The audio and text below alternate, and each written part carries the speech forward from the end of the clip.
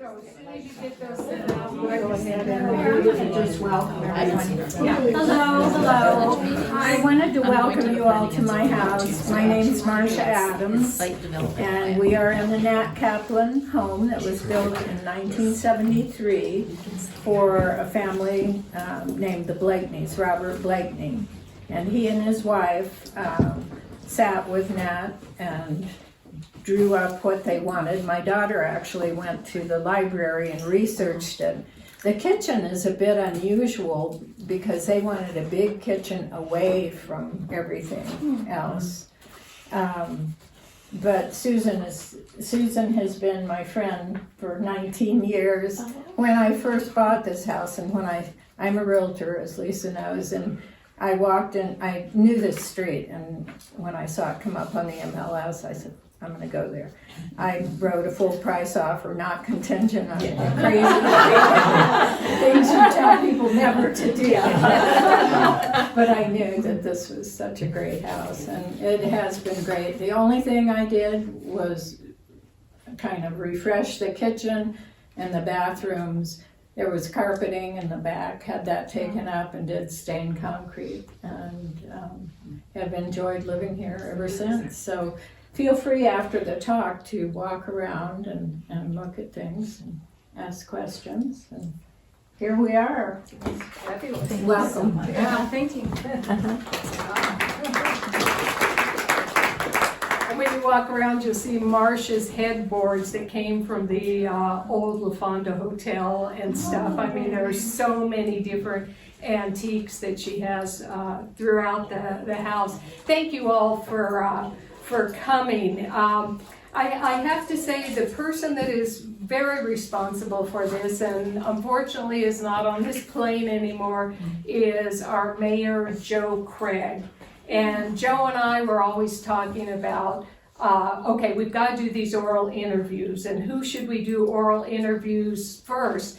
And he brought Sue over and introduced her. And he knew everyone and had been doing history forever and ever. So we have been doing a lot of oral interviews, spending time together, sharing meals together. And in the process, I realized while Sue has an encyclopedic knowledge of her father's buildings, designs, and his artwork, I realized that Sue was an amazing and brilliant person too. She has degrees in both chemistry and biology.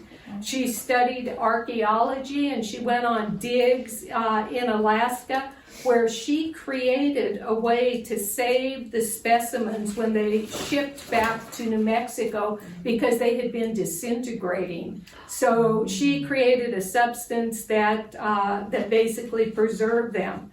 Among other things, she ended up also with a degree in medical technology, and she participated in early trials to study the effects on of THC on chimpanzees.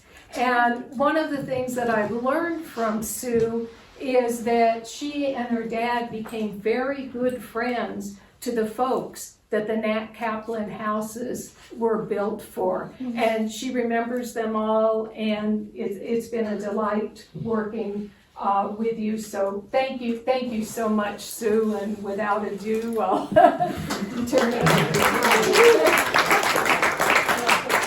Well, I think this is going to be a little bit informal, or very informal, and I'm not an expert on anything on my father, except for I tagged along and followed him was from that age, younger than that age, and he always said he didn't really want me messing around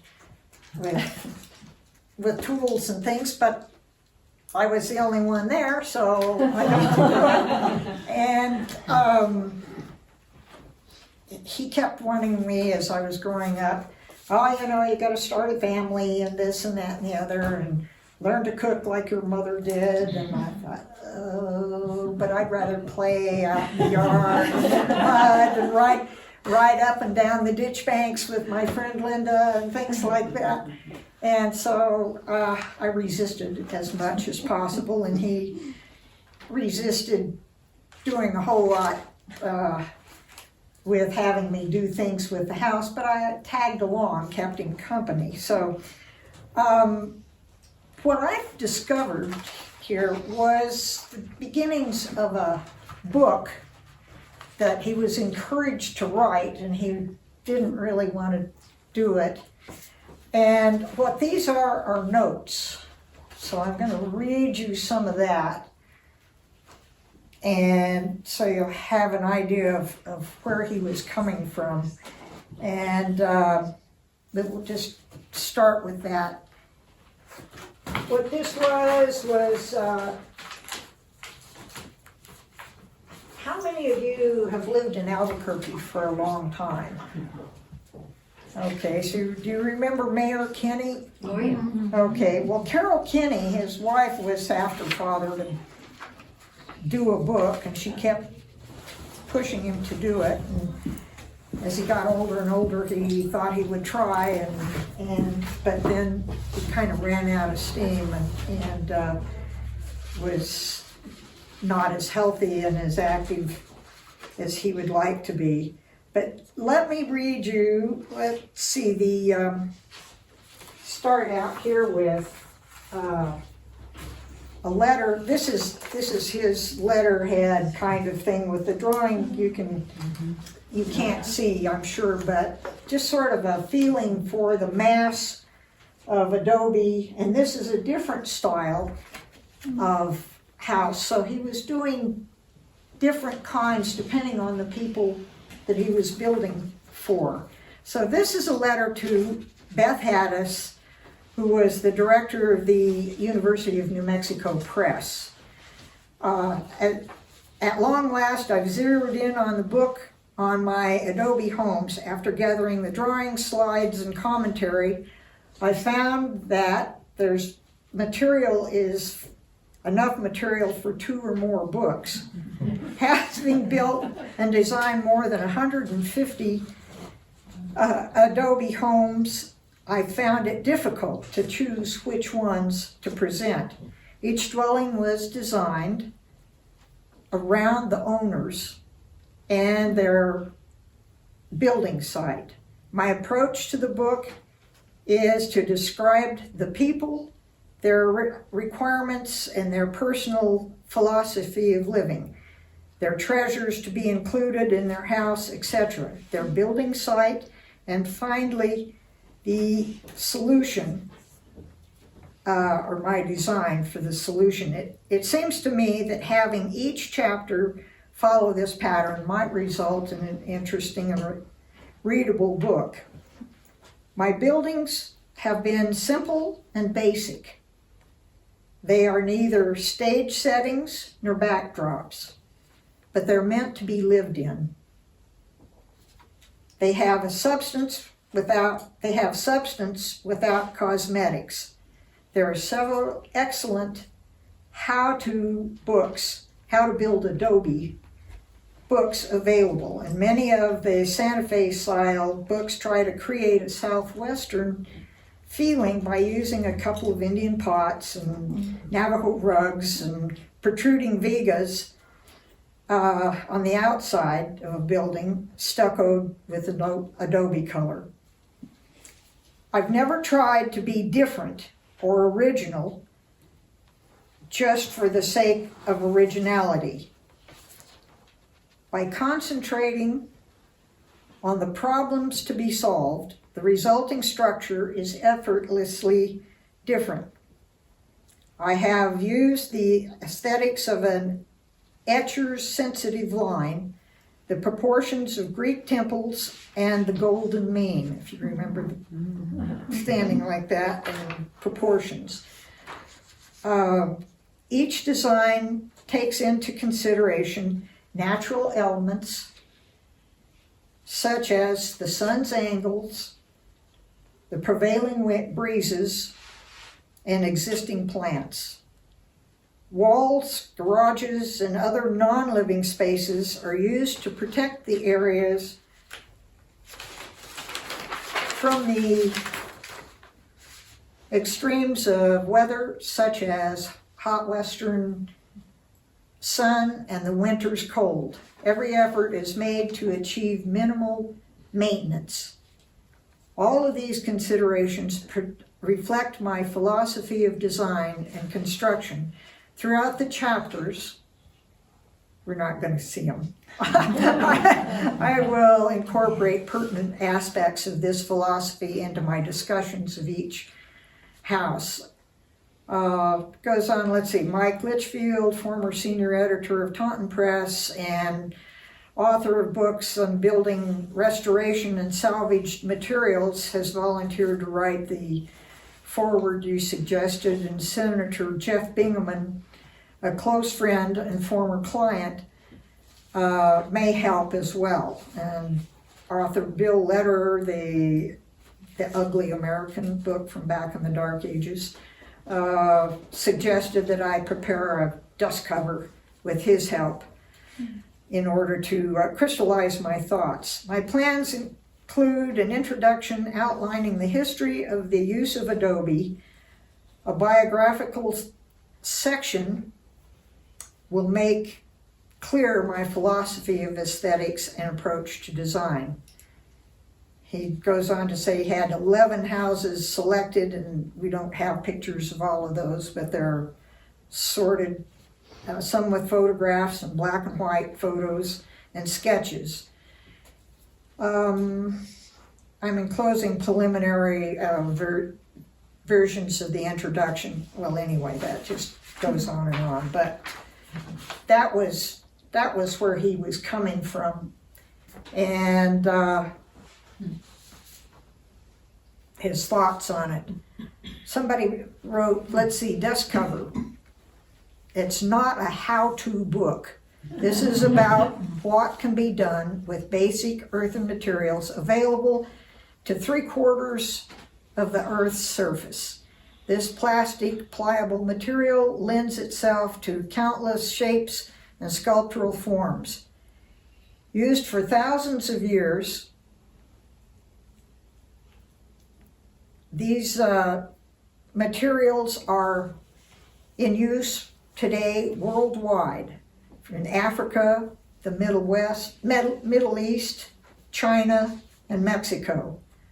Adobe is currently being used extensively in the southwestern United States. Now, this was written about in 1990, and here are some contemporary adaptations. Well, we're not going to see those, we'll just see slides.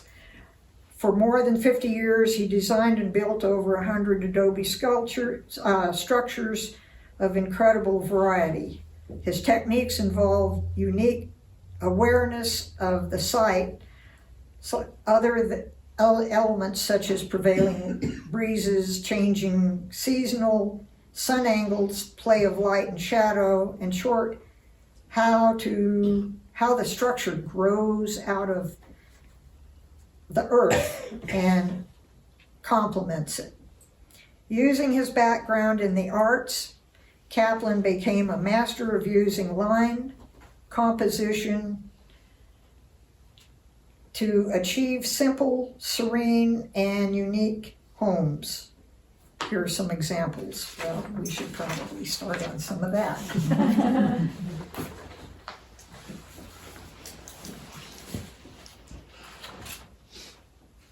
Now the next thing, oh, that's the notes I was supposed to bring. And you brought them all.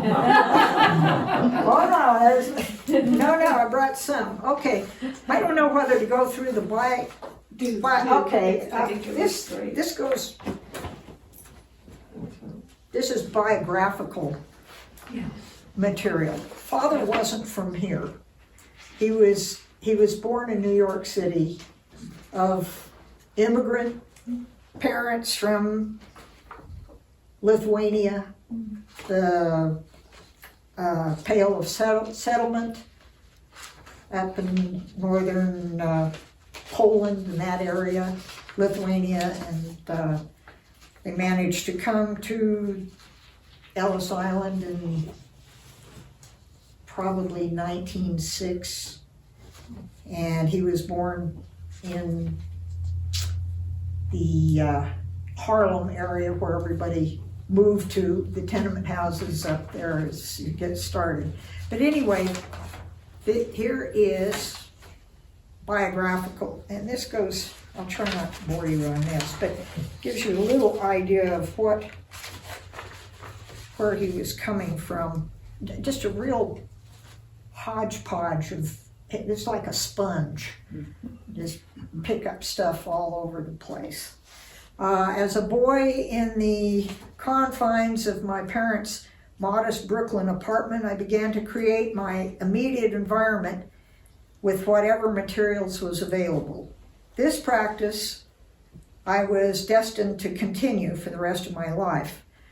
What I most remember about my youth in New York was being surrounded by frantic construction activity. My Russian immigrant father was apprenticed with furniture making and later in shipbuilding as a young man in St. Petersburg. When I was a boy, he built toy boats for me. As a youngster, I was continually exposed to hand tools and handcrafts. One summer, I worked in the mountains of New York at Lake Mohawk, an immense 250-room stone and timber lodge, which geographically illustrated to me the possibilities of the use of native materials in building. When it came time for college at the University of Connecticut, I naturally gravitated toward the sciences, engineering, sculpture, and landscaping, and working with materials. Already I was using my design skills to support myself. My activities included anything from illustrating pamphlets for the Agricultural Extension Service to designing and directing the installation of a subsurface drainage system. When I returned for my 50th class reunion in Storrs, Connecticut, the system was still working. And the former swampy lake area had become a green pasture dotted with Holstein cows. He was kind of proud. He says, it's still there, it transformed and it's still there. For graduate study, I followed one of my professors who moved to Oklahoma A&M in Stillwater, now whatever it is, Oklahoma State. And I took classes in architecture, landscape architecture, and civil engineering. Building, again, I gained construction experience, designing and contracting and building house additions for faculty members, and contracted stone buildings. I contracted stone buildings, additions, fireplaces, and small and large landscapes. In 1935, I was working with Professor J.E. Kirkham, head of the Civil Engineering Department in Oklahoma State University, and the professor Kirkham was experimenting with inexpensive construction methods.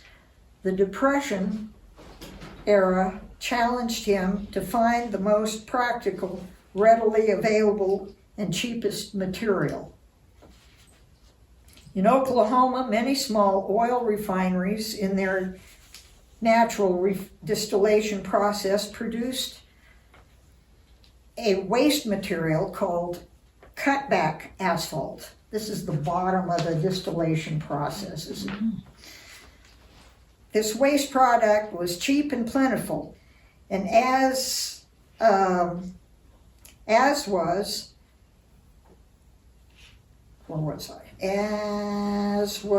the Oklahoma earth. Plenty of that was available. For just pennies a gallon, Professor Kirkham bought the cutback asphalt, combined it with water and another cheap product. Wherever it is. At that point, Feld's Naphtha soap. Mix this with water and it emulsifies, makes it emulsify where you get oil and water will become an emulsion. And so that it'll mix, and it'll mix with the dirt. And when you're making the mud, and then when it evaporates, it leaves a slight, if you don't put in too much of it, it leaves a slight waterproofing to the mud, to the dirt. And this house is one of the few remaining exposed adobe houses here in the valley that Father built that hasn't been stucco. People would chicken out after a while and nail up chicken wire and then they would stucco it, which keeps it lasting a little bit longer. But anyway, that's one of the things. This was happening in the 30s where they were experimenting and doing this. This process, adding the asphalt to the soapy water, formed a solution which could be mixed. I read that, or I said it anyway. Makes highly water-resistant adobe building blocks. It was during this period that I first visited Taos and Santa Fe. My trip through the Southwest opened my eyes to the expansive use of adobe as a primary building material. The soft, gentle shapes of the buildings had a feeling that would delight a sculptor. The eroded adobe walls with their patterns, if I could just keep seeing this, let's say strong patterns of strong sunlight and deep shadows presented a sensitive line reminiscent of an etching. And he used to do etchings and watercolors and paintings and things. Did a lot in black and white, so he was sensitive to shadows and would think about, okay, where's the sunlight going in the various shadows at certain times of the day.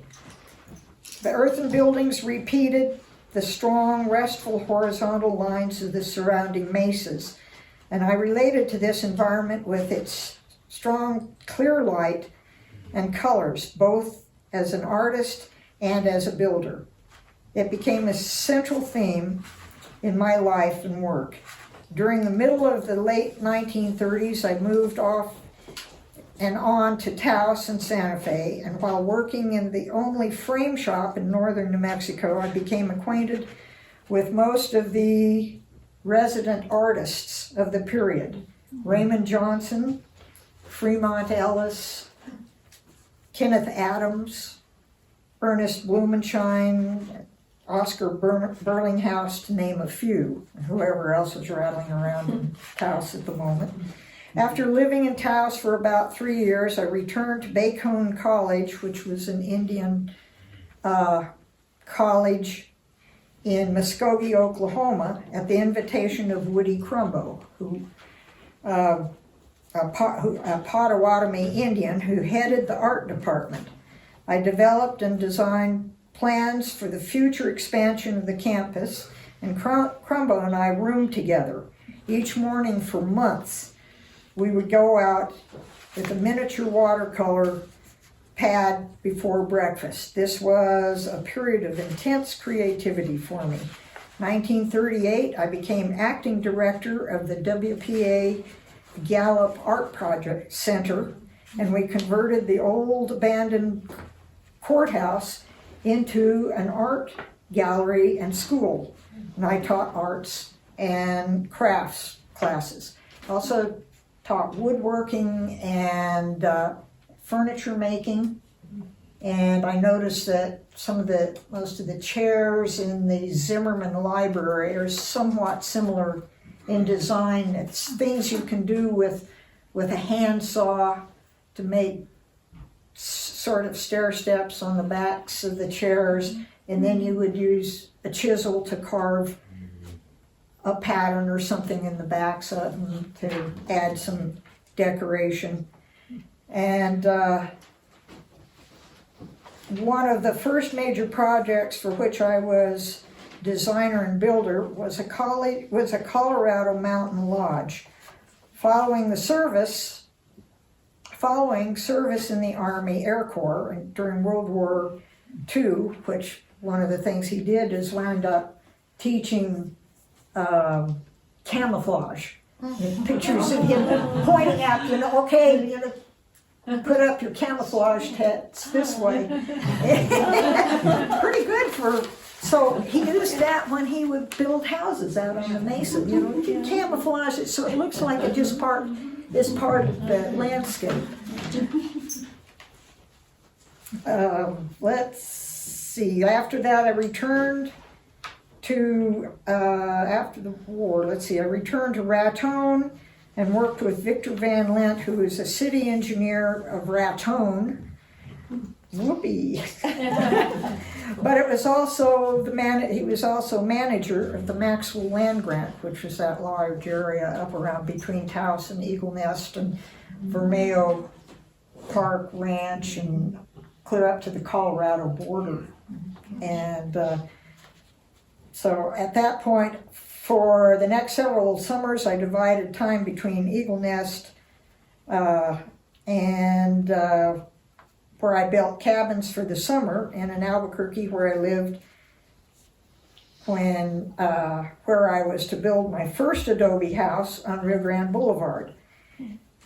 From that point on, my projects were, for the most part, confined to the Albuquerque area. I have been fortunate to be associated with a number of outstanding individuals who influenced my development in the arts and architecture.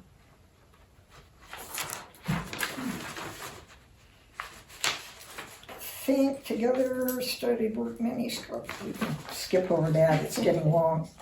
I think we're just almost there. Just to give you an idea of where he came from.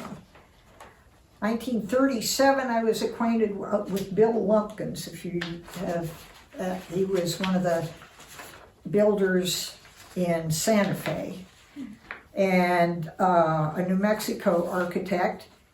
When he worked with Bryce Sewell, head of the New Mexico State Public Schools Vocation Program, and I was much impressed with his strong and simple designs of Adobe. During World War II, while stationed in California, I visited many Adobe structures and Cliff Mays Ranch houses in particular. I sought out Millard Sheets, a renowned watercolorist who was then Dean of Arts at Scripps College. He was also a designer of buildings, some of which were of earth. He became a good friend and mentor. In 1936, I visited Oak Park, Illinois, to see several of Frank Lloyd Wright's houses and was impressed by their long, low, restful, horizontal lines.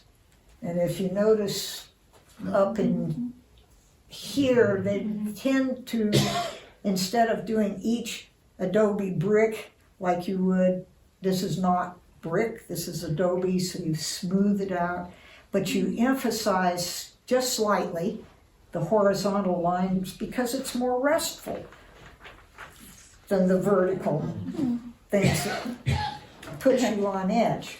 Don't make them too deep because then the dust. But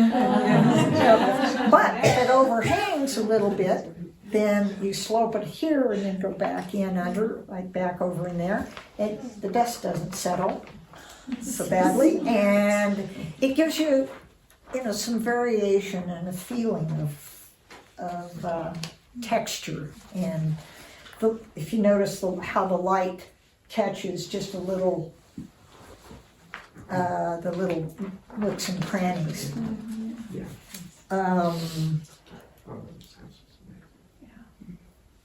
It's been through this broad experience with many artists, architects, craftsmen, and art forms that I came to develop my own style in which I like to think of as an honest design. My primary building material in Oklahoma was native stone. In the Southwest, Adobe, a native material, serves the same purpose. My love of native materials and my attraction to creating environments came together in Adobe, and it allows us to unify two elements, the land and the house. Let the house grow out of the land. A central theme throughout my life has been molding materials, making them into what I wanted them to do, whether with clay, wood, much like a musician carrying the central theme in his head. Once the possibilities and, more importantly, the limitations of the materials are understood and respected, anything the mind can conceive can be created. So that's that. Now, do you want me to start on what an Adobe is, or have you heard enough? He's laughing. What's an Adobe? I know. Share a little. Okay, well, I've got examples of a semi-stabilized Adobe, and the good old, one of the things that I use to date things around in this area and up and down the Rio Grande Valley, someone was kind enough, had the remnants of a piece of Toroni. Yeah. You've heard of Los Toronis. I'm not going to touch it right now, but You want me to pick it up for you? well, they can come see it later. Yeah, you can see the two. But you can, growing up out here, we would see sometimes most of the buildings have collapsed. When the roof starts leaking and they start getting wet, they sag. There used to be a wonderful old Toroni barn on El Pueblo between Guadalupe Trail and 4th Street. It was just wonderful, great big thing and a dirt roof, and I watched the roof kind of do this eventually, and then the walls, and went out one morning, I said, I gotta take a picture of that. That is so cool. And I came out, and it was just wonderful. It went back into the soil. The walls collapsed, and it's been removed. So unfortunately, that's not there. But there used to be a section almost straight through from here on Guadalupe Trail between Guadalupe and this Chamisal lateral here between the El Pueblo ditch and that little section of old adobes that really, I don't think there's anything left except for somebody saved that for me. And but those were, you could tell that those are cut out of the sod around here. If you this was very swampy land when the water level came up on the river before the 1930s. So you can kind of, in your mind, date some of this stuff that you could see. If you had Toroni, it was before the Middle Rio Grande Conservancy came in and put in the drainage ditches. And when they did that, you couldn't grow. It was not really arable land because it was really soggy at times, and then it would bone dry, and then it was hard as a rock, like cement. So when you needed, if you were going to grow anything, you had to either have a place where you could drain it, or you built up high enough that it drained. So when Conservancy came through and dug these drainage ditches, the water would work its way into the drain ditch, and they diverted it on down the valley. And we had one that started right over here beyond Chamisal Road, and it went all the way down and meandered around, clear down to almost to the zoo, and diverted back into the river and drained all of this land that was soggy, and we could plow it and use it as agricultural land. So that's, I'm sure, how Albert Sims Los Poblanos managed to get that land and make it into a farm for, they fed about 2,000 dairy cows at a time. There was a large milking dairy, and along with all the other little dairies, almost everybody had cows, and I think the Los Poblanos eventually developed a central processing plant, which is down, still parts of it still down on 2nd Street, and where 2nd and 3rd come together, and most of the dairy people, the small people, if they had extra milk, they'd take it down and you could process it. It got batched in, and it was a cooperative kind of thing. And so then we had the milk trucks came by, and we got our milk bottles out by our front door and provided them to the schools and whatever. So I'll read to you about an Adobe, and then we'll do this and we'll be finished. Earth is a building material, and as a building material is ageless, timeless. Earth has been shaped into an unlimited variety of forms. In England, it was called lump, clay lump, or cob. Cob is a carefully blended mixture of earth, chopped straw, sand, and gravel for filler, made into unbaked bricks or bats. Often it was tamped between two parallel boards and called rammed earth, or pièce de terre in France. When the mud was placed in a form to make dried bricks, it was also called adobe. At least 3/4 of the planet's available earthen material is suitable for building.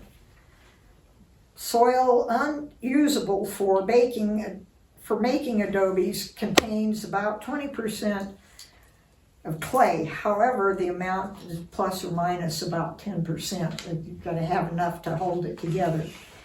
And the mixture can vary, and it should be additional clay should be added to sandy soil. The mortar for the sun-dried bricks is made of the same soil, generally. In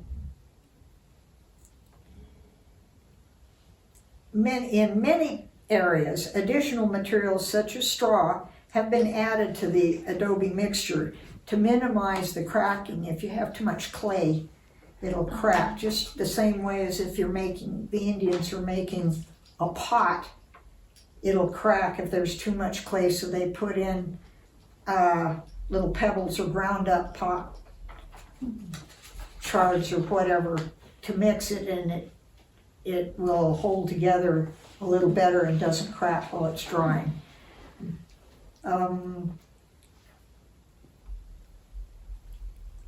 To avoid moisture reaching the first course of the adobe wall by capillary action, the stone or masonry foundation of the building should extend at least 8 inches more above the ground level. And Linda, I notice your house, you have very nicely have it sloped away so the soil. Yeah, practice makes perfect. Practice makes it when it's old enough. That's another point. These old houses were maintained. You would come back, and the Los Ranchos de Taos Church, the big St. Francis Church in Taos, every couple of years, they would go back and the whole community would get together and they would re-mud it. And so the women would plaster, the men would mix the mud or make adobes if they needed to, and if the wall was leaning, they would shore it up with a buttress and build buttresses around. Those are those beautiful shapes on the back of the building to keep the wall up. And then you would re-plaster it. And over the year, for a couple of years, and rain and snow, it would wash down, so you come on, pick it back up, mix it up, and put it back up there. And so you maintained it, and you made sure that when it rained, mostly the water flowed away and didn't sit around the base of the house. The other thing is they would do rocks, do a pile of rocks, and then pile the Toronis on top of it. Get it up above the level of water that would soak up, so you don't get the capillary action coming up and making it wet. Now this is, you'll notice some of the adobes. Adobes are susceptible to water damage. Various additives have been used to make it more water resistant, including manure and asphalt. But that's a fairly recent thing. Since the advent of petroleum for use in motor vehicles, many oil refineries in their normal refractive refractive process have a cutback emulsified asphalt, which is frequently used in highway construction. A highly water-resistant adobe brick can be made by adding up to 5% of this oil product in the water when making the bricks. Sometimes a 5% Portland cement has been added to it. Many buildings in California, including those buildings, those housing Sunset Magazine in Menlo Park, are constructed of these so-called stabilized adobes. So it's been around 1930s is when a lot of that was happening. Earth acts as a thermal moderator to climate. Its mass acts as a storage for heat or cold. The mass of adobe walls ensures ensures gradual change in response to extreme fluctuations of heat and cold. Once warmed, it doesn't readily lose its heat, and it serves, and conversely, when cold, it remains cool. So it takes a while to warm it up. The earth is an excellent sound barrier, as sound is not easily transmitted through its mass, and repairs are easy and inexpensive. And we've been talking about repairs here, and we can go into that if anybody's interested in a project that Marcia and I have been discussing. It's easy enough to do, it just takes time. But the materials are out here. Water and dirt. Earth and building materials reduce the rapid present day depletion of the world's limited resources. Its use does not require huge expenditures of fuel and energy. Earth, water, sun, and sweat is all that's necessary. Unlike masonry brick, the only heat required is the drying of the sun, which we seem to have plenty of, and even more. Unlike the technology of earth and construction is simple, and it requires no computers or highly developed skills. Earth is non-allergic and non-toxic, which are qualities very often lacking in the newer produced processed materials. Many processed woods and insulating foam materials emit deadly toxic fumes in case of fire. These don't burn very well.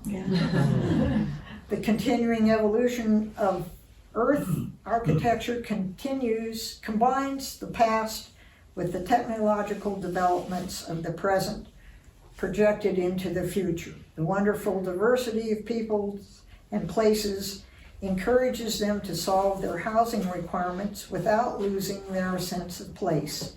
Earth and construction echoes the social practices and customs, folkways of the various worldwide locations. Earth and structures retain their sense of place.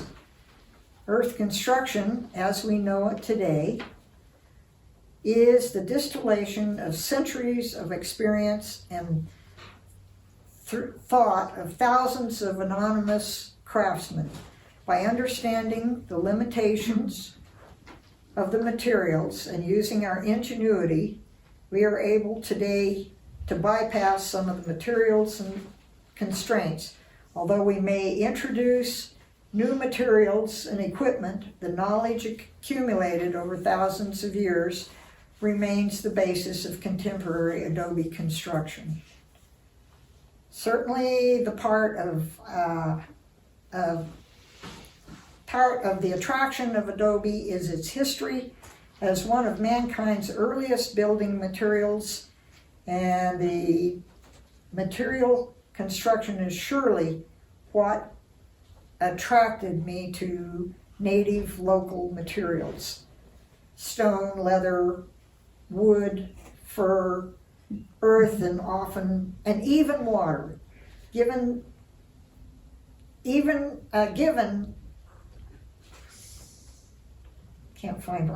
the opportunity to visit other countries, other continents, I have seen a stimulating variety of materials used in many creative ways. Especially, I have examined shelters of Adobe and other earthen materials, many remarkably old. They have survived throughout all manner of natural disasters and man-made stresses, including wars. My lifelong sole goal is to erect shelters which combine elegant simplicity with minimum maintenance. It was never my intention to specialize, but I realized in retrospect that anything that can be for a dedicated eclectic who is attracted to so many different building materials combines the natural, the simple, and the beautiful, which is often all the same. So I'll quit reading. Thanks for your patience. All right, now you had Sue and Petey.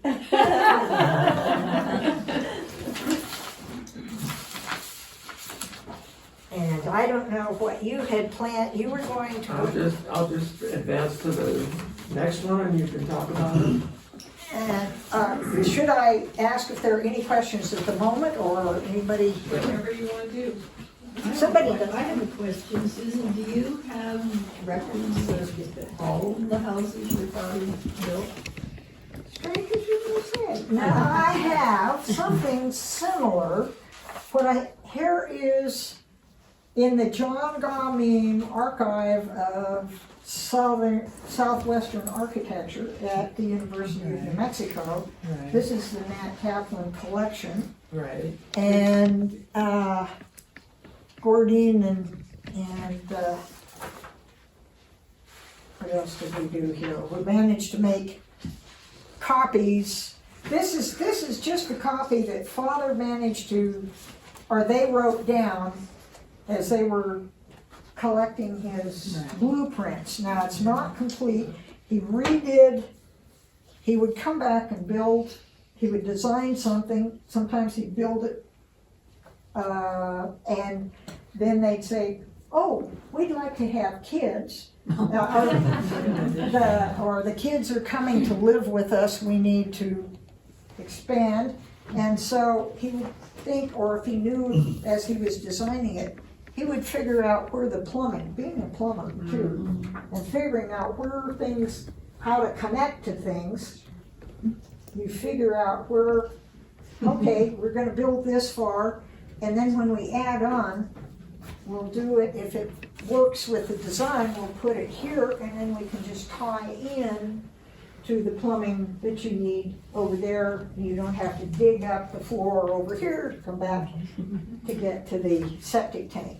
So there is this came somehow, somewhere, like I said, I just found this stuff. Oh, I was gonna say, So I don't went know online. where everything is, and some of these I don't understand, but this Susan, about how is, many houses did he build? What would you estimate? well, you know, he said I don't think they were individual houses, 150, but this isn't numbered, but it's some pages worth He said of 150 in the things, other guy said. additions, they would have been designs with then additions, or some of them, somebody had bought a house and we own this and we'd like to add on to it, and so, he'd do blueprints for them. Sometimes he would do blueprints and then they'd take them and decide, well, we're not gonna spend the money to buy something else. But, this apparently is how they're indexed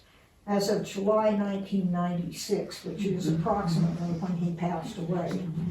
So there's a list of things here. I was surprised there wasn't more digitization of the boxes of everything that was delivered in the 90s. I mean, it's there, but it's not available online. Well, I don't, you know, because I don't know, nobody, father just said, well, here's this, I still have the slides, they're sitting over, we went through We went through tons of them. this huge stack of slides, and I still don't, I don't know what some of them are.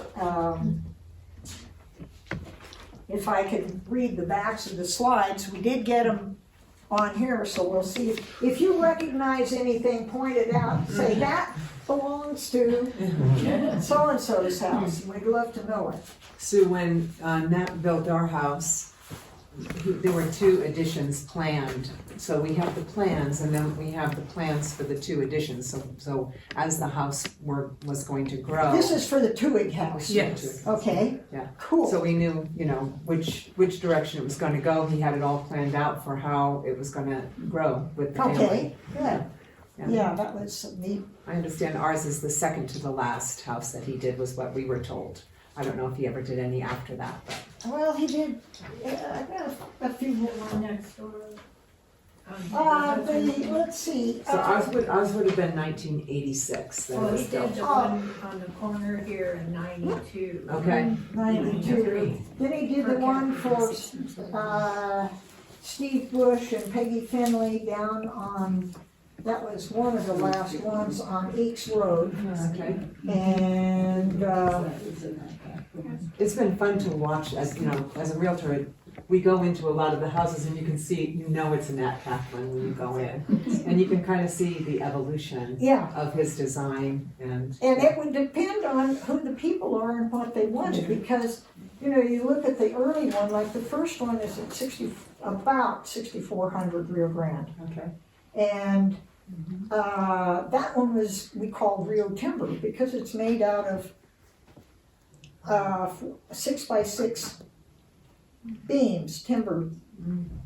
You drill down through like you would a log cabin kind of thing, and drill down through and pound it through and build it. And then it was kind of like a salt box, Cape and Cod kind of thing. It was quick, it was small and compact, and there were only them and this little thing living there, so you didn't need anything. And it eventually got added on to for various people.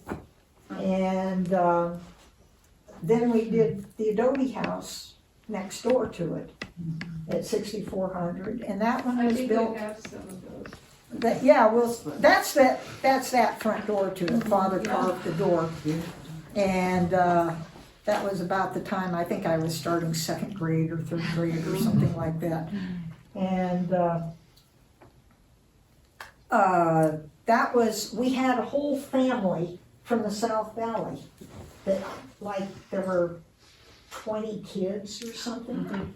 And they all came out, and we ran the water out of the ditch into a pool of mud, and they started mixing mud. And Father built the forms. We made all the adobes right there in the, what was the alfalfa field that was there. And we made the adobes and put them up, and Father built the house. And then a few years later, well, he did a few more, and he was still building.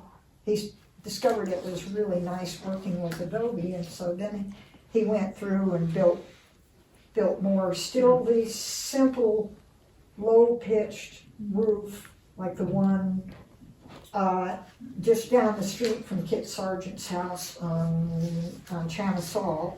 That was for Lem Towers, and then he went on and did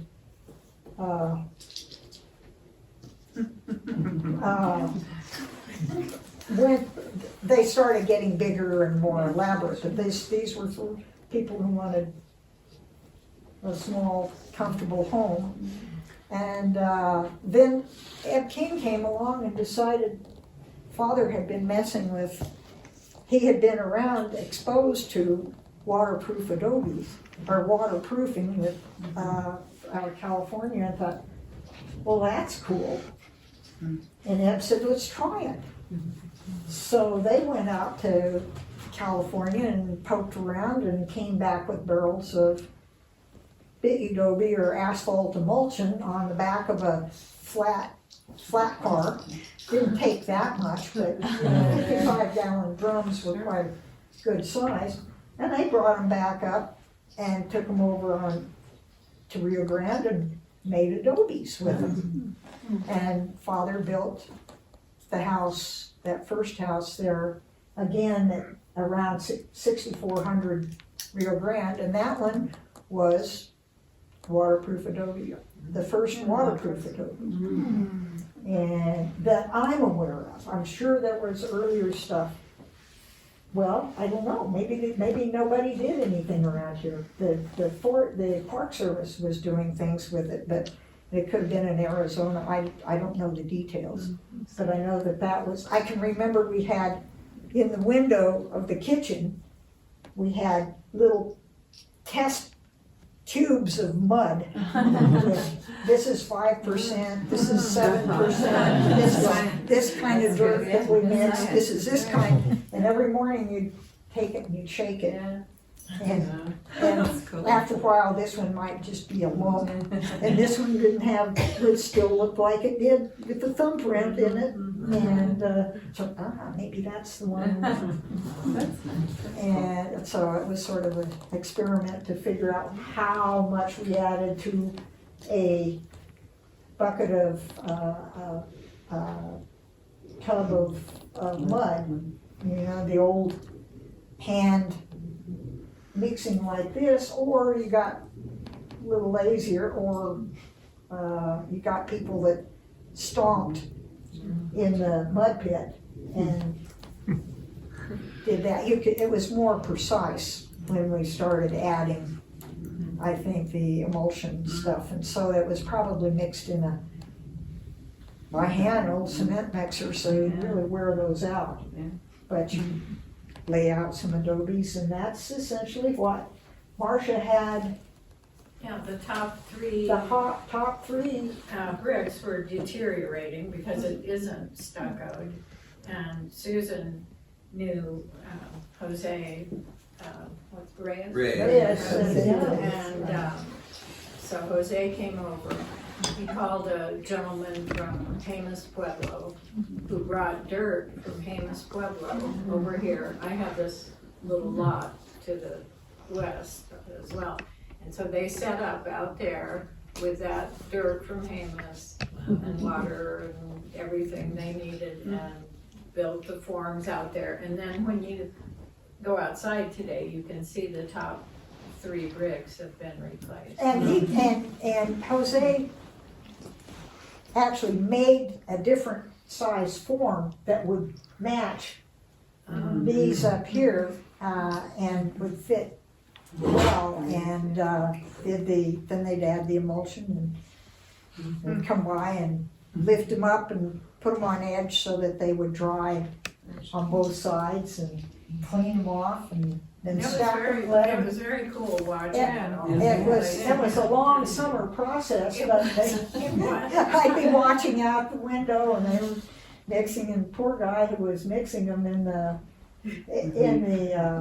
cement mixer, but he made it, all of the Adobes, and then occasionally they'd make one that had to go a certain place and he'd.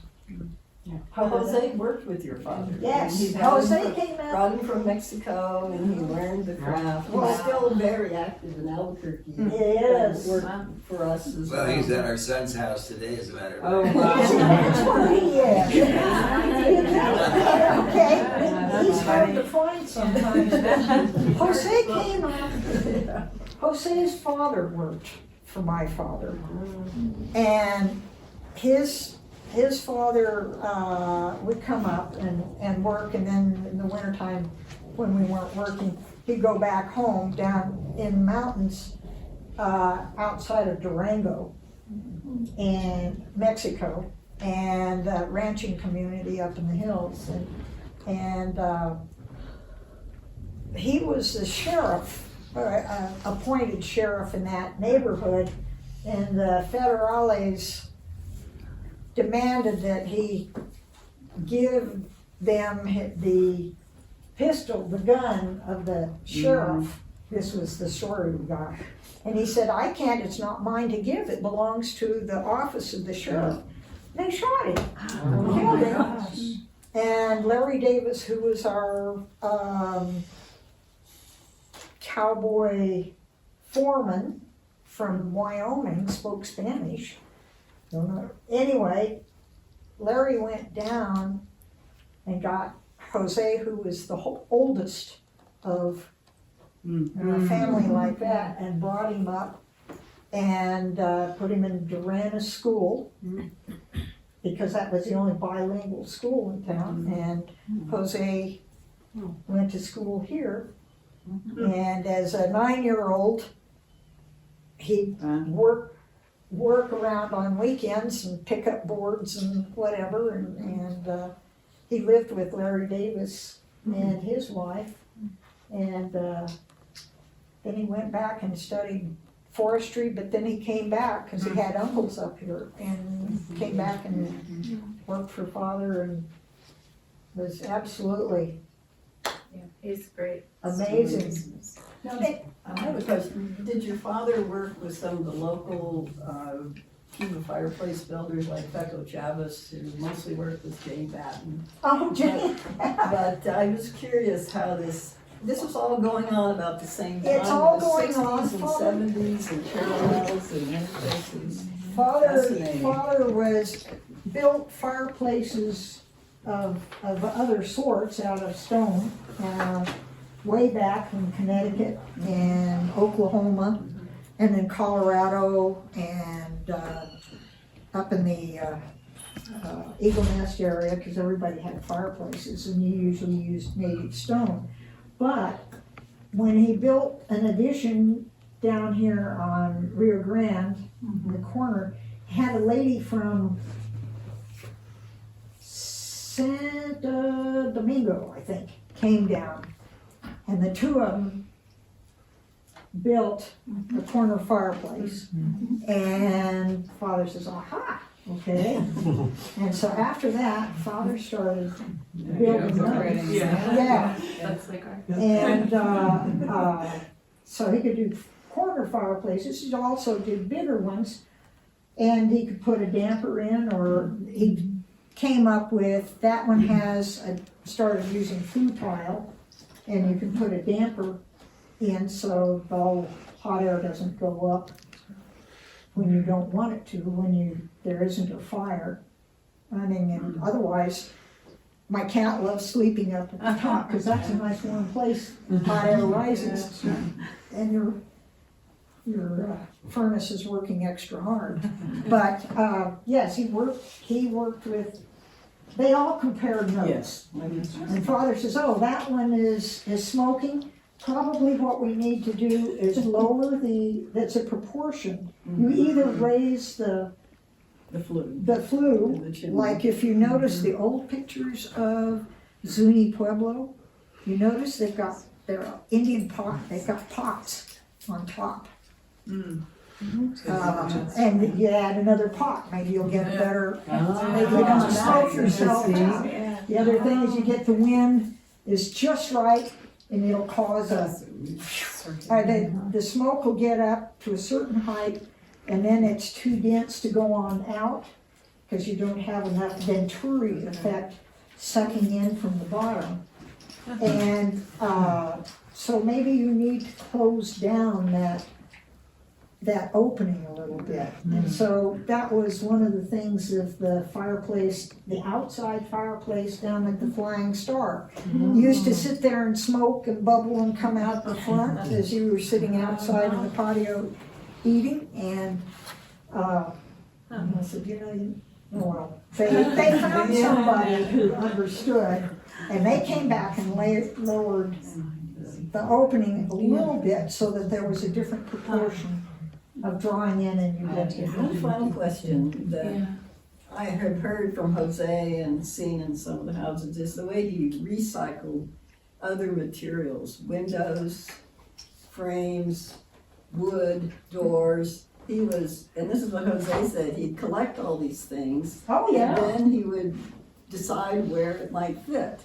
And many of the houses have recycled materials from what I understand. Mine has, there are several of them special. He would design according, he'd go out to his wood yard and say, okay, I've got this and this and this size beam, and it's this long.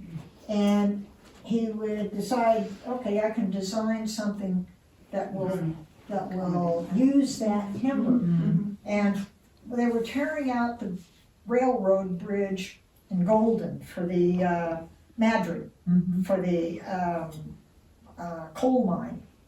And these are 9 by 14, if you can, West Coast fir. So these are monster things, and 24 feet long. Wow. Where are you gonna find a 24-foot beam?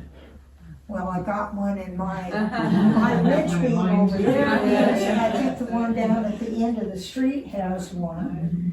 And he would have special places that he would put that in, and he had to convince the village at one point, or the engineers, that thing would hold a Mexican tile roof easily. And he calculated it, he came in with all the calculations and said, having engineering, said, it'll hold it, you know what? And so he convinced him that would work. But yeah, he collected things all over the place. And for the people that are at 8,300, there you are, okay. And there too. All right. There's a WPA scroll inside your living room. Oh, yeah. That is the corbel over the entryway coming into the living room. Yeah. I grabbed that as they were tearing out the old college dorm at the University of New Mexico. It was going into the scrap pile. Oh my And it's gosh. got carved, the bullet design Yeah. carved around it. And that was going to the dump, and I said, oh, can I have that? Well, sure, take all you want, it's what. Thank you. Let's So- take a look at the slides, Yeah. and then we'll do more questions. Yeah, okay, let's stop, let's go. What are we doing? We're gonna do the slide. You were gonna show me, I gotta look at stuff, right? All right, go ahead. Let's see if I can figure out. Okay, And like I said, if Nancy's anyone, gonna get that on you, and then we will. if anyone recognizes these, and maybe you do, we'll figure it out, because the writing was on the back side of the slides, and we were doing this frantic taking pictures just to get it archived, but we couldn't quite. I can sit here. Yeah. Okay. No, that's good, I'm fine. Yeah, let's go into the next one. That, Father, that's the way I remember him, that's toward the end. I think Gail Doyle took that picture. He built a house for she and her husband. Anyway, that's Father. That's the way he looked, and there he is again. 1986 in front of your house, isn't it? Yeah, that's in the backyard, yeah. At 86, okay. Next one. Yeah. Workmanship is so much nicer when it's done with hands, says Nat Kaplan. And it's done, if it's done with loving hands, it goes back into the building. Yeah. Okay, go ahead. He liked to paint watercolors. I have books of watercolors and sketches and assorted things, and that was just way back when. And this one, here's an example of a house under construction.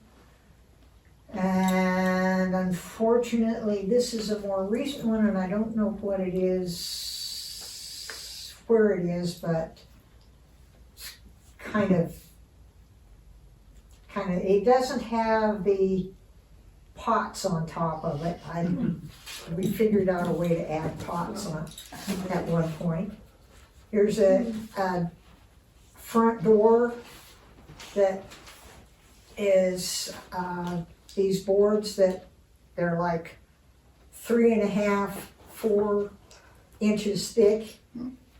Put a panel in it, wooden panels that would fit. And again, a certain amount of that is Greek proportions. And we had somebody try to break into one, and they busted up the door. They never got in. This is just an example of a corner of the end of a dining room table that Father designed and built. Again, those are those big, thick timbers. You notice it's called, I think, a bridge table because it has a slight cant to it, and you'll do the tongue and groove kind of connection there, so that doesn't loosen up. It stays put. They're just examples. Next one. This is the Rio timber with an addition. No, this is Rio. Never mind. This is 6400. This is one of the early ones he did. Notice the old steel casement windows that you cranked out. The reason I put this in is because I was pointing out that when this was built in 1952, we didn't have air conditioning. And very often in the summer, we would take cots out on this back portal and hang World War II mosquito netting from the timbers, the vigas there on the portal, and you'd sleep out there until you got cold at 4 or 5 in the morning. At 6 you'd get up and go in and get warm. But that was something we did. And we were going to look at the chimney. And I think we have another one. Oh, we have better ones. What Father commented, and noticed that he did he liked to do things with chimneys, and you can see the one across the street, and he did one next door to match so that as you drove in, you had a view of chimneys. Because he said that's one of the places where you could where he could play with design that was his chance to do something that didn't interfere usually with the person who was having the house built for him. So he liked to play with it. This one is one that's over on Chamisol Road. You can't see it very well anymore because there's a big wall along Chamisol. But this was an interesting one. Again, waterproof, exposed. I think it's stuccoed now. I can't quite remember, but it is a play on hyperbolic and parabolic curves in a way. This is, I think somebody said it was a torreon, so a tower of a sort. But what it is it has a formed metal fireplace inside, and we may have a picture of that. But this is a mass that there's a clear story going across the front, and the sun comes in this time of year also on the other side, on the south side. The sun comes in 15 feet into the living room, heats up the brick floor, and holds that heat. By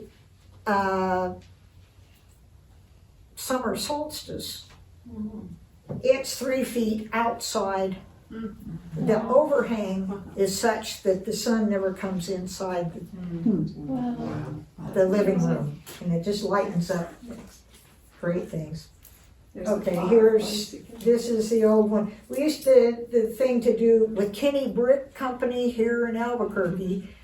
What you would do instead of pea gravel, which wasn't in that day, was not very common, you did brick, crushed brick roof, and to help the water evaporate a little bit, add a little stuff. So that was. Susan, is this the house you grew up in? Yeah. Yeah, okay. Yeah. That's an old memory right there. Yes, indeed. And you remember, that has the addition on it. Remember, it ended right here when I was living in. Well, then when Agnes came along, we added this extra bedroom, and there's a fireplace back in there. But this fireplace mass has two fireplaces. There's a fireplace. They're side by side so that you don't get this suction back and forth. One side was in the living room, and the other one was in the den on the other side. So, this house, by the way, was the first one that I'm aware of that Father did with radiant heating. And you'd come in and say, well, where's the heat? Well, take your shoes off, and there was, in the winter it was perfect. We'd come in from horseback riding, and you take your shoes off and you go sit where all the pipes came out of the utility room, and then they went back and forth up and down the floor through the house, and so that was great. Anyway, this we're thinking is, I'm not sure, but we pretty much think this is probably the Altman house, which is the corner of Guadalupe Trail and Chavez, with the palindrome, or somebody was going to. Jim Long. Yeah. Jim Long. Okay, it was going to. This is probably that house, just because there's so many carport thingies, and it looks like the right place. Again, an example of a door that he liked playing with, and he'd go to Mexico and find these neat door knockers. Now it looks a little rough. What he'd do is he was stuck with new boards. So you couldn't find that many old boards that size that you could cut. So he would take it, and he said, well, we'll just antique it. Go put it out in the chicken coop. Except for what he did is that he would do a raw burnt umber white wash and just stain it and then you would rub it with drywall, lime or whatever, or if you had chickens that cooked on it, that'd be fine too. But then you put it on to gray it down a little bit, and then you can come back and rub that and lighten it up over the years. It'll lighten, just gives it an antique-y look, but it's a little, that one's a little done. This is an addition out in Corrales on old Church Road. And what we were showing here, there's a different design of a slightly wider open fireplace on a portal. This is the old Krogdahl house. And the screen that you would put in that keeps the dog from going through the screen quite as badly. And the nice thing about this is the nice low territorial style, actually almost Greek slope over the window, detailed over the window and the door. The other thing is that's kind of his design of a transition, the corbel. That corbels are done to have your eye transition from vertical to horizontal. And he came up with a design that you could pretty much do by hand and chisel, because they didn't have bandsaws that would cut them back in the old days. So this was one that he used. And the other thing he'd do is to take a draw knife, that was a square, probably 6x6 or 4x4, and instead of penciling it down, like you see these that look like they've been put in a pencil sharpener at the top, it gives it kind of a weak look. It doesn't have quite the mass. So you have it go up, and then you take a draw knife, and this starts a little high. Probably Jose would know how to do it. You start it here, and you can see the little shoulder here, and you just take that sharp edge off of the corner and give it just a little added shape, and you stop 1/3 and 2/3 kind of proportion, again your golden mean. And so there's an example. This is a complicated description for you, but this house was built for an older couple that had no children, and they liked to entertain and they liked it open. What we're looking at, it was a small 1-bedroom house. You have a corner fireplace here and just an extra little study with a bed that would, a couch that would make into a bed. And you're looking across into an open kitchen dining space. All the kitchen utilities are along sink and whatever is on this side. Back over in there is broom closet and storage, and then you go into the bedroom that way. What you have is a bookshelf from the top down to the middle.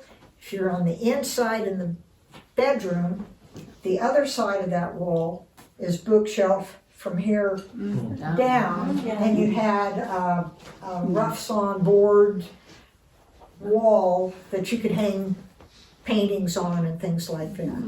So this is the outside patio. We just threw that out because it's a pleasant thing. He liked the shadow area. You walked out of the living room into this sort of eating patio, and there are a few more. This is over just off of Ranchitos Road on Bosque or whatever. It's a street about that long.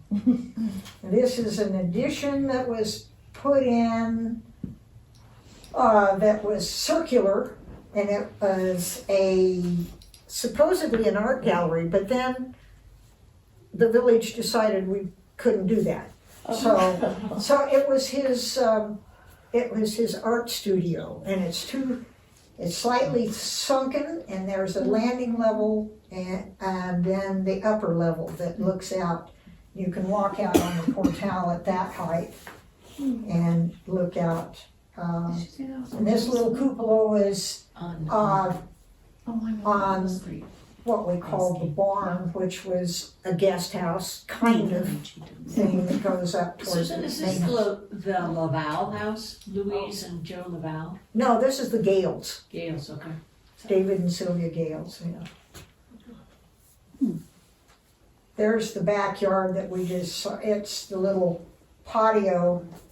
And I wound up with a lot of these pictures because he liked the light and shadow at certain times, the way things would shine. This was like a small house, and I don't remember how many square feet, probably not more than 1,000 square feet. And it's just fun. Here's an open, this just shows an inviting walkway into, that's the garage. There wasn't space to go from the house into the garage because that wall was taken up with stuff for the kitchen. This is a front gate coming through, and just happened to be friends. They were close friends, became very close friends of ours. This is difficult to see because it's daytime and nighttime sort of thing with lights and reflections. But what it is showing is an extension of your quote unquote visual space. This is inside with a planter box that then goes through the wall and extends on out. Here's the wall of the living room, and your eye just follows kind of right through out to the outside. This is the one I was telling you that has an overhang that's far enough that the sun doesn't come in the winter. In the summer, or rather the sun comes in the winter and doesn't in the summer. And brick floor that kind of continues out through the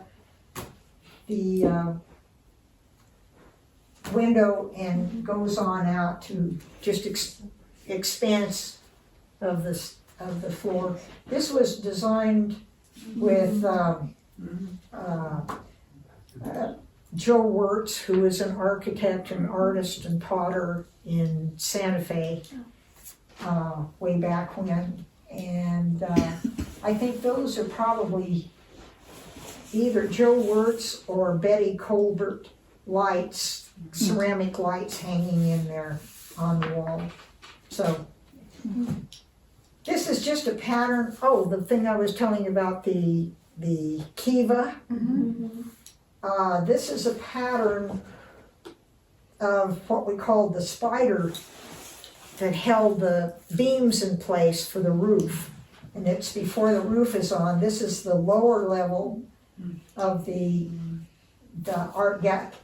perceived art gallery, and you're going to go around it, and you could see the paintings and then go up the steps to the upper level, which had a half deck sort of thing, and you could nice lighting, and you could paint and look out the window. So anyway, that's what that is.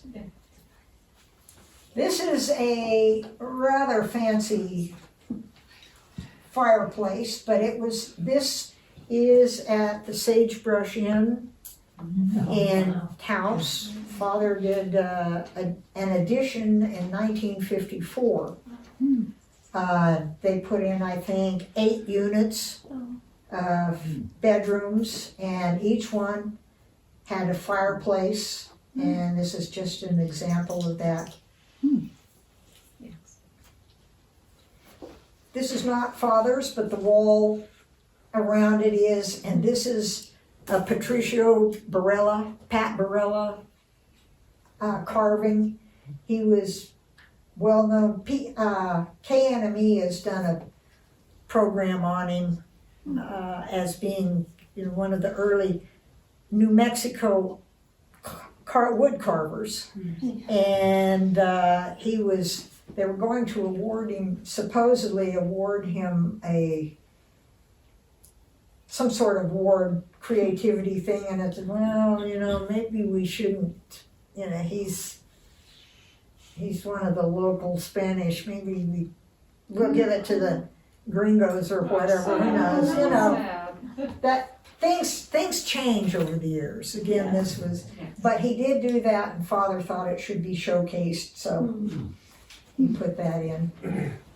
This is an old door that was, I would say, rescued, but it wasn't really rescued because it belonged to the Bluer house. Bill Bluer and Oscar Bluer grew up in Old Town, the old Bluer property down early Old Town.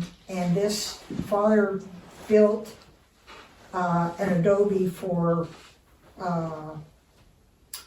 Bill, who was an orthodontist, up in Placitas, one of the earlier houses in the lower hills of Placitas. As you make the curve around and go on up, it's up on top of a hill and it's built into the side of the hill, so you have to kind of look because it's hidden. Just hiding in there. But that was like that. This is a detail of the beams that came out of a corner of the house. This overlooks the Rio Grande Valley. It's up on the west side, up off of whatever that street is. It's right up at the top. Sequoia. Maybe. That's Harry Kinney's house. Okay. Harry and Yeah. Carol Kinney, and you walk in, and this is just how the dining room was this way, the living room was this way, with a view down the valley, down the cliff, and now you can see the highway, I-40, and the river below, and probably part of the zoo is off to that side, but anyway. And this is, again, you walk out, and this is a nice little patio of a sort, probably with some feelings of low running water, fountain from Moorish ideas from Alhambra in Spain. Just pleasant area, so. This is just up at 8300. It's the next house over. This was built for, this is the studio. You can see the paintings in the background. That was by Bruce Eastman.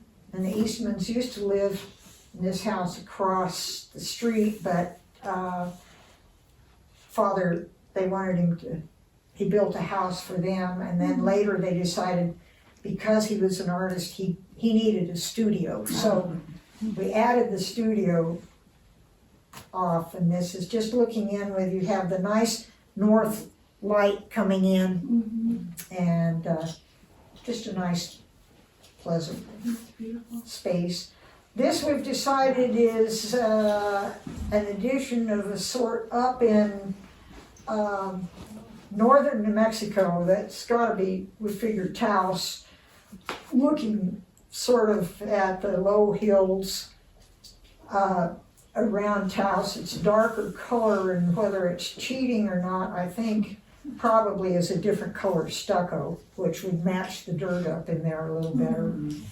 And it just gives you an idea, the buttresses and the nice curve that fits, you see around Taos with the kind of warm, soft curve of the corners of the building.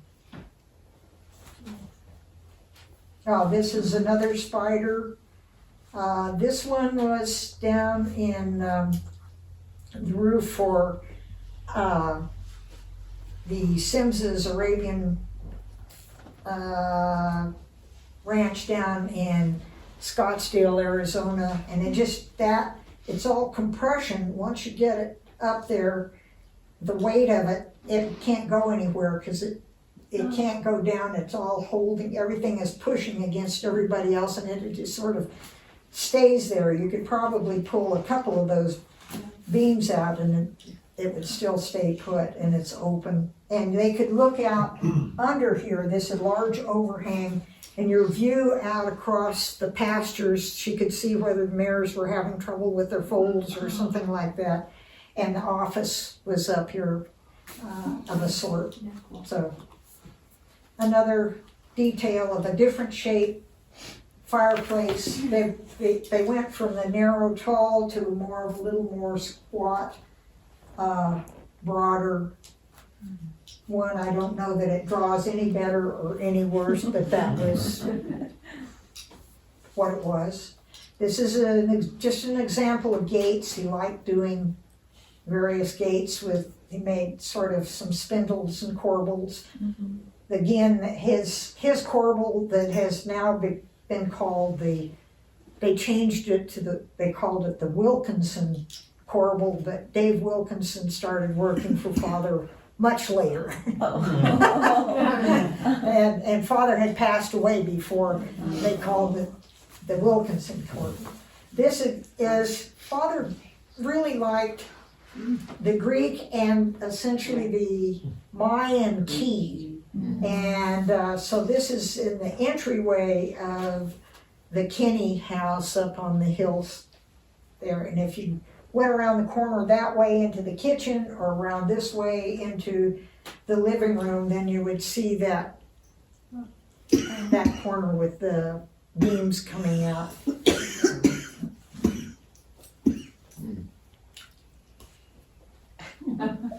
They recognize that's their front door now, and it looks. I haven't seen it. It's probably the bamboo has grown a lot more. The pot up there is something Father decided to do the signature pots on top of his fireplaces, and unfortunately we've lost somebody borrowed it, was supposed to make some more chimney pots, and it fell apart, and Father didn't build any more houses, so we didn't need to go track it down. But that was just a pot that I used to make for him. We do cement and pumice and pack it in. You put a stovepipe in the middle, and this was a form that screwed together and sat on a wood base. Pack it in and let it dry and take it off, and just pick it up there to add a little height, to add something. And this again is the front gate. I still have a couple straps if you're gonna build another gate.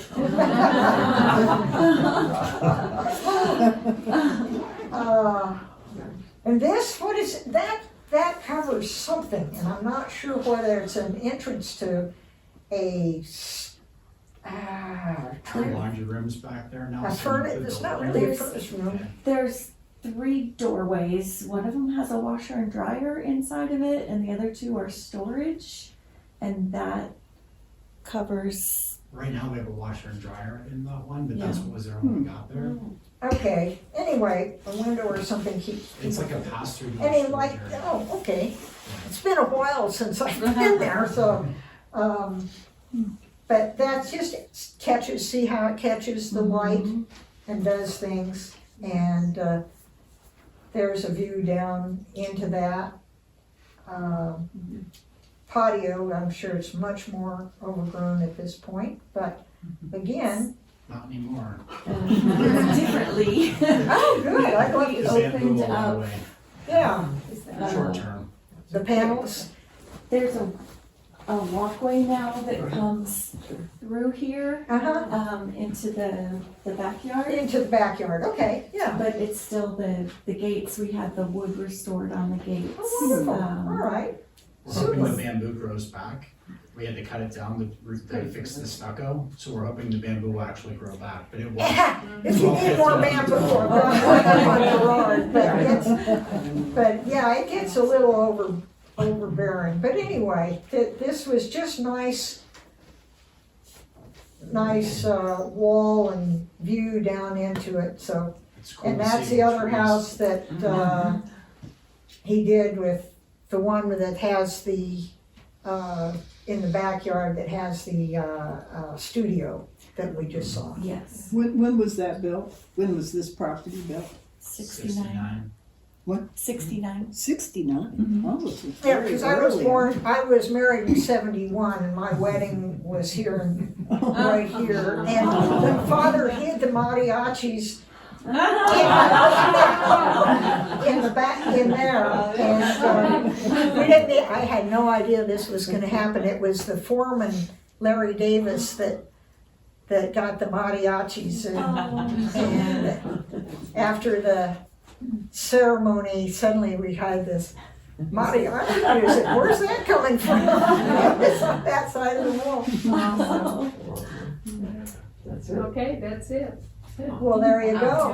Now, thank you for your patience and indulgence, and if you have any questions or And Sue, you Whatever, might you're welcome mention to what you brought as well, carving from your dad and some other things. yeah, the Indian, the carving of the Indian is from it says 1939 or something. I lived in an rental.